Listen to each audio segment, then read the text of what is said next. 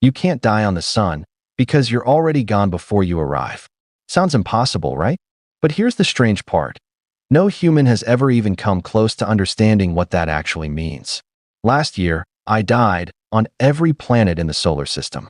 Heroically, gloriously, repeatedly. And somehow, that wasn't enough. So this time, we're not stopping at planets. We're going bigger, way bigger. Supernovas, black holes, galactic collisions so hot they break reality itself. And it all starts with something deceptively familiar, the sun. You see it every day. It feels safe, predictable, distant. But what happens when that distance disappears? What happens when you're not 150 million kilometers away, but right there? And this is where it gets weird. The closest any human object has ever gotten is a tiny probe, skimming just 6 million kilometers above the surface. Even that machine, built with the most advanced heat shielding ever created, barely survived. So what chance do you have? Picture it. You're no longer looking at the sun. It fills your entire vision. A blinding ocean of violent plasma stretching beyond comprehension. No edges. No horizon. Just fire. But that's not even the craziest part. Because before you even touch it, the sun starts killing you. Radiation spikes. Heat rises. Your ship begins to fail. And then comes the real question. Can you even land on something that isn't solid? Or were you doomed the moment you got close? You don't land on the sun. You fall into it. And what happens next changes everything. First, the heat. The outer atmosphere, the corona, is hotter than the surface itself. Millions of degrees. Scientists still don't fully understand why. But here's the twist. You don't even reach the surface. Your ship fails long before that. Radiation tears through it. Systems collapse. Control is gone. And then gravity takes over. The sun pulls at you with a force 28 times stronger than Earth. Your body feels it instantly. Every muscle strains. Every bone compresses. But here's the strange part. There is no ground. The surface is plasma, a churning sea of charged particles. It's like trying to stand on boiling light. So instead, you're dropped straight into it. And that's when things change. In less than a millisecond, your suit begins to melt. Not burn. Melt. The visor warps. The structure collapses. Then your skin follows. Then everything else. And before your brain can even process what's happening, you're gone. Not destroyed. Converted. Matter to energy. Solid to plasma. You don't die on the sun. You become part of it. But here's the question no one asks. If something can erase you that fast, what happens in a place where time itself starts to break? Black holes don't kill you instantly. They make you watch it happen. And this is where it gets weird. From the outside, you never actually fall in. You freeze. Right at the edge. Time slows down, more and more, until you're stuck forever. But from your perspective, you keep falling. And that's the terrifying part. Because what you feel, no one else will ever see. First comes the pull. Gravity stretches you. Not evenly, but unevenly. Your feet feel a stronger force than your head. That difference begins to tear you apart.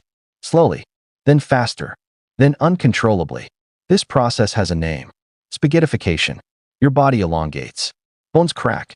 Organs distort. You're no longer a person. You're a line. But that's not even the craziest part. Time itself starts behaving differently. Seconds feel normal to you. But outside, years pass. Centuries. You become a frozen ghost at the edge of reality, while simultaneously falling to your destruction. And then comes the question no one can answer. What happens after you cross the point of no return? Do you hit something? Do you vanish? Or do you discover something far worse waiting inside? Because if black holes stretch you, there's something else out there that crushes you instead. A neutron star doesn't stretch you. It crushes you into something unrecognizable. And what happens next is even worse. Imagine something the size of a city, but heavier than the sun. That's a neutron star. And here's the twist. It's not made of atoms anymore. The pressure is so extreme that atoms collapse. Electrons fuse with protons. Everything becomes neutrons. Pure, dense matter.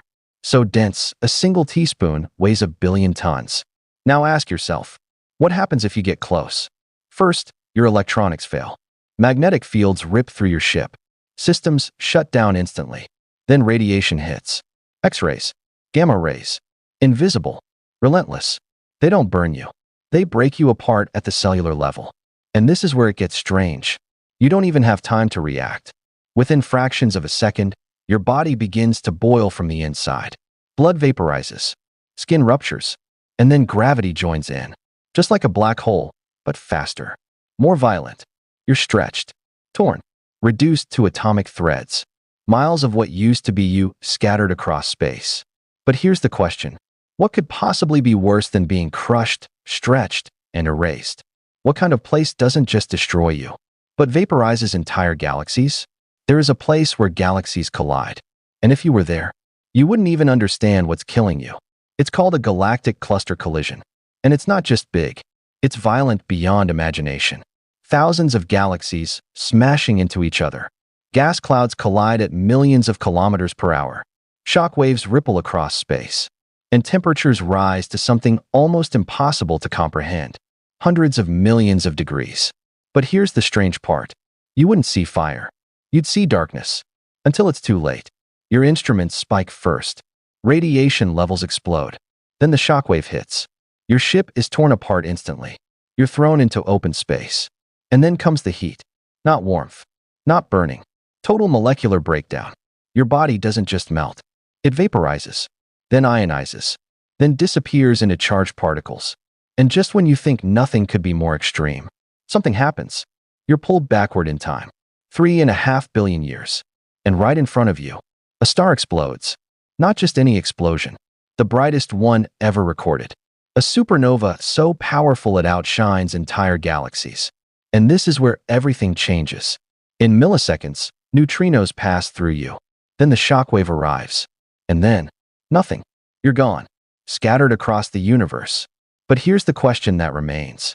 If the universe has this many ways to erase you, how many more are still waiting to be discovered?